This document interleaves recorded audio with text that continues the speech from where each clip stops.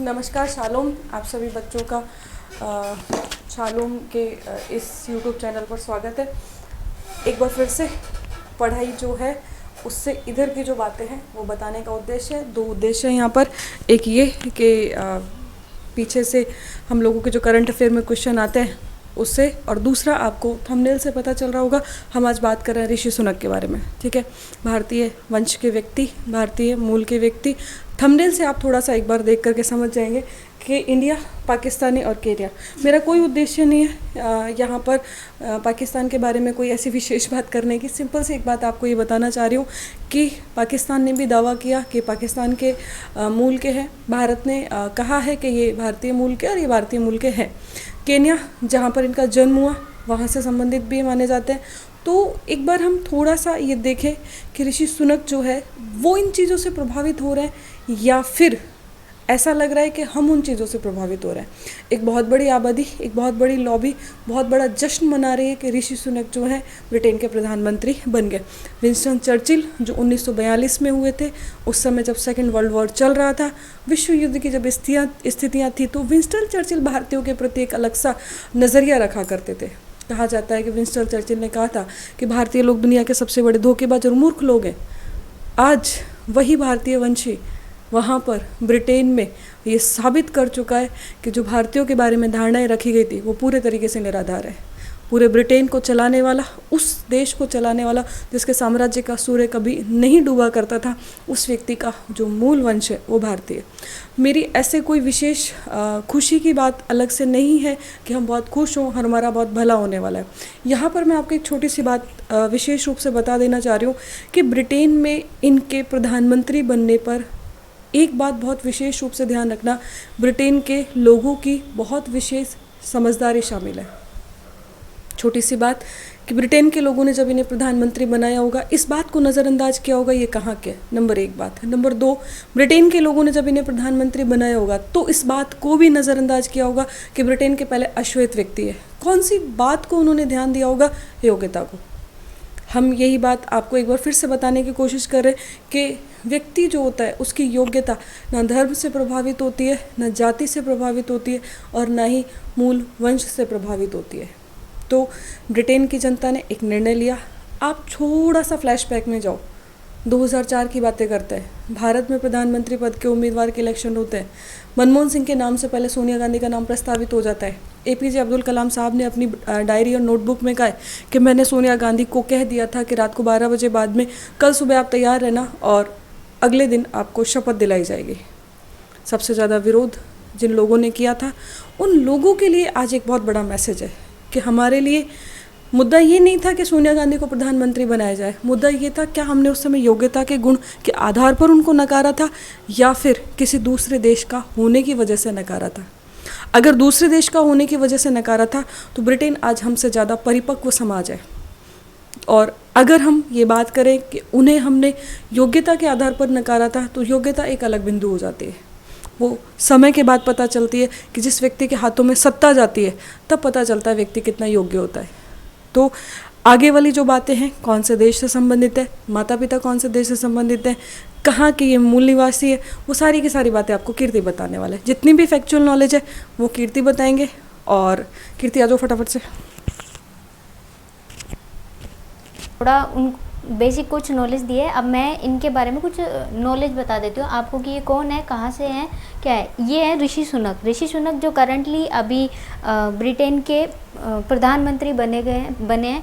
कहा जा रहा है कि ये भारतीय मूल के हैं। आपको मैं बता दूँ, ये जो है ये ब्रिटेन के 57वें प्रधानमंत्री बने हैं। 57th प्राइम मिनिस्टर हैं ये ब्रिटेन के अभी करंटली। और 2015 में इन्होंने अपना करियर शुरू कर दिया था एज ए सांसद। ये 2015 में उतरे थे। अब बात करें इनकी फैमिली की, तो ये है इनकी वाइफ। इनकी वाइफ जो है, इनका नाम है अक्षरा मूर्ति। ये नारायण मूर्ति की बेटी है। नारायण मूर्ति को आप सभी जानते होंगे। नारायण मूर्ति इन्फोसिस के डायरेक्टर है, और इन्फोसिस वो कंपनी है जो अमेरिका में लिस्टेड होने वाली पहली भारतीय कंपनी थी। ये उन्हीं की पुत्री है अक्षरा मूर्ति, और ये इसका 1% शेयर भी होल्ड करती हैं। ये इसका 1% पूरा शेयर होल्ड करती हैं। और इसके अलावा इनकी 2 बेटियां भी हैं। एक ये हैं और एक और इनकी बेटी है। और अगर बात करें इनके माता पिता की, तो ये इनके पिता जिनका नाम यशवीर सुनक, और ये हैं इनकी माता जिनका नाम है उषा सुनक। ये एक केमिस्ट थी और ये थे एक डॉक्टर। ये एक प्राइवेट शॉप चलाती थी अपनी केमिस्ट की, और इन्होंने वहाँ पे ब्रिटेन के अंदर एक डॉक्टर के पद पे कार्य किया हुआ है। ये थे ऋषि सुनक।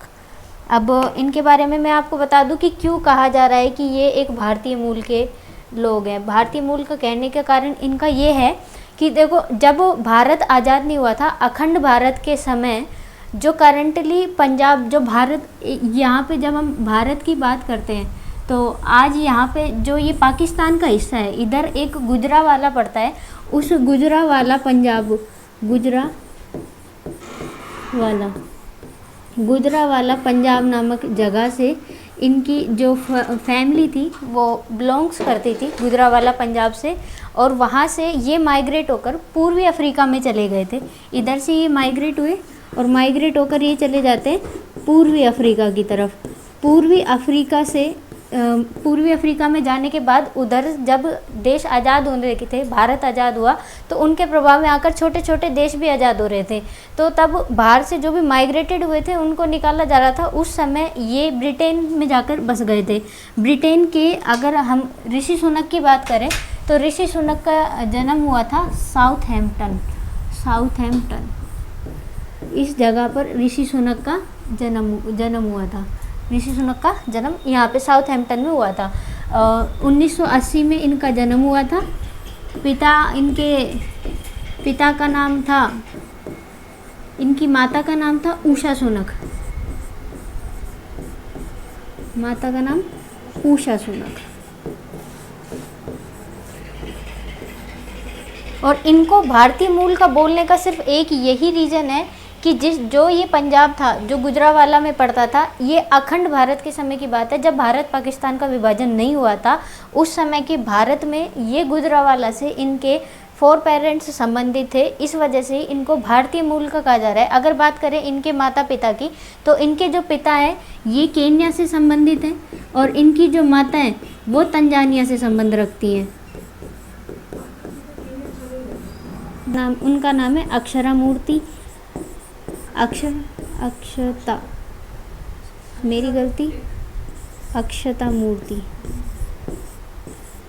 मूर्ति ये नारायण मूर्ति की बेटी हैं, और जो इन्फोसिस कंपनी है, इन्फोसिस के अंदर ये 1% की शेयर होल्डर है। 1% की शेयर होल्डर भी है।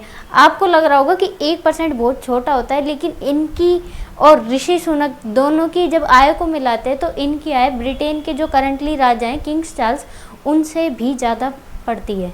और इनके बारे में बात करें कि इनकी इस पद पर पहुंचने तक कैसे शुरुआत हुई थी, तो 5 जुलाई सन 2022 को ऋषि सुनक वित्त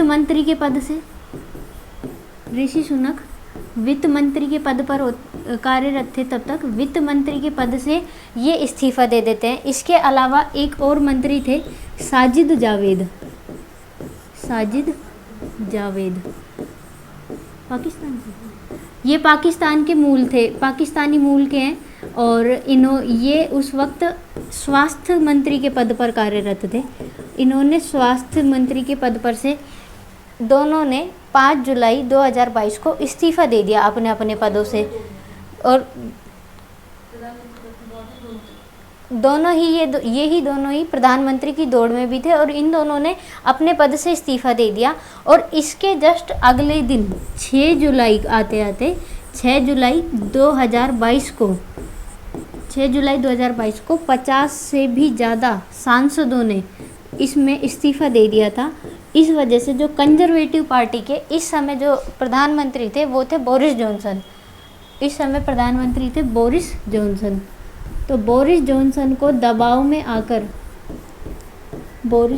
ने दबाव में आकर 7 जुलाई 2022 को इस्तीफा दे दिया।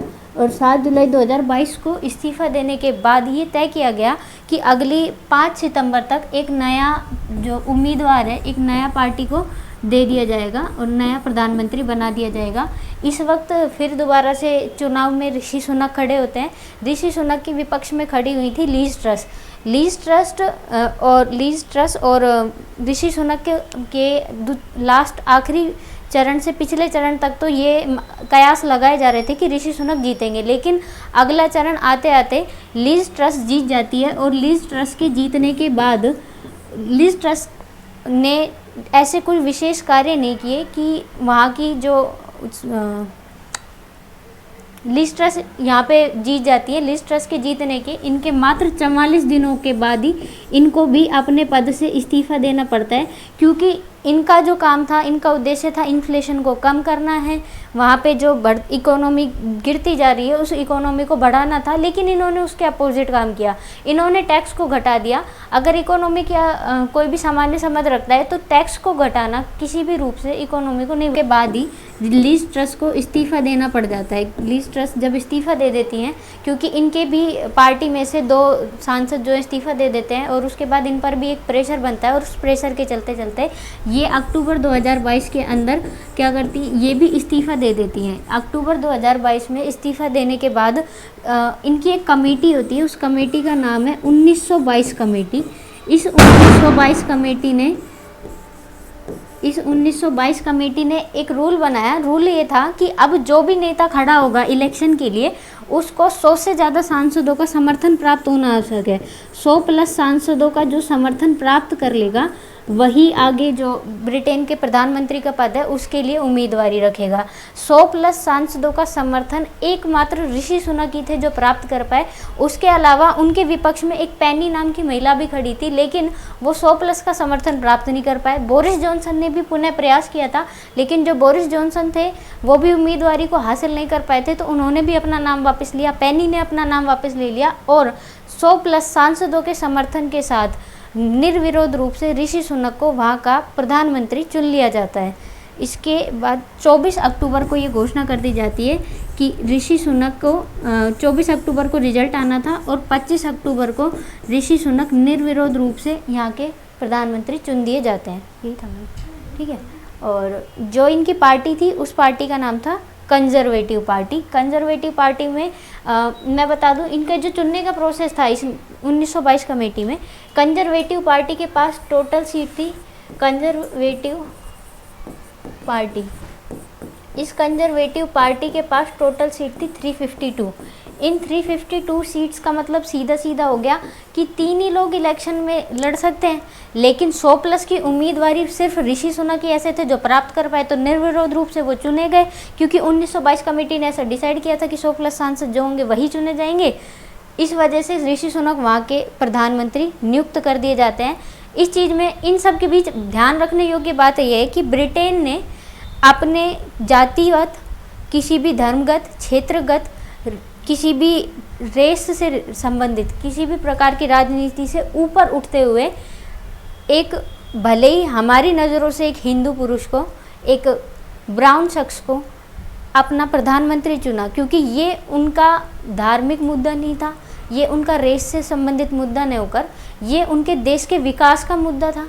ये अपने देश को आगे लाने के लिए अपने ये ब्राउन और श्वेत अश्वेत वाले मुद्दों को ऋषि सुनक की मम्मी पापा, उनकी वाइफ, दोनों बच्चे से मिल चुके होंगे। और सबसे इम्पॉर्टेंट बात मैं वापस यही आपको बताना चाह रही हूँ कि हम लोग सिर्फ एक चीज़ देख रहे हैं कि ऋषि सुनक भारतीय वंश के व्यक्ति हैं जो वहाँ जा कर के प्रधानमंत्री बने, लेकिन इसके पीछे उनकी अथक मेहनत, समझ, बुद्धि, ज्ञान और उनके सारे के सारे प्रयास सम्मिलित हैं। हम कभी कभी डिमोटिवेट हो जाते हैं। कुछ बच्चे मुझे कहते हैं सिटी में 3000 सीटें हैं, कुछ बच्चे बोलते हैं कि यहाँ पर इतनी सीटें हैं, इतनी वो है। वहाँ पर एक ही पद था और इतने सारे उम्मीदवार। उस व्यक्ति ने लगातार दिन रात कोशिश करी और अपने लक्ष्य के प्रति हर क्षण, हर पल, अगर कोई भी व्यक्ति सार्थक रूप से सोचता रहेगा तो कोई भी लक्ष्य इतना बड़ा नहीं कि उसे प्राप्त नहीं किया जा सके। ठीक है, ऋषि सुनक से सीखने वाली बात यह है कि जिस जगह वो रहते हैं, जिस देश में वो रहते हैं, सबसे पहले प्राथमिकता वही उनके लिए है। उसी प्रकार हमारे लिए भी प्राथमिकता हमारा देश होना चाहिए। जिस जगह हम रहते हैं, जिस देश में हम रहते हैं, जिस धर्म में हमने जन्म लिया, वही हमारे लिए सबसे पहली और अंतिम प्राथमिकता है और रहेगी। ठीक है, इसी के साथ में इस वीडियो को मैं यहीं समाप्त करती हूँ। शुक्रिया, थैंक यू। लास्ट तक बने रहे इसके लिए धन्यवाद।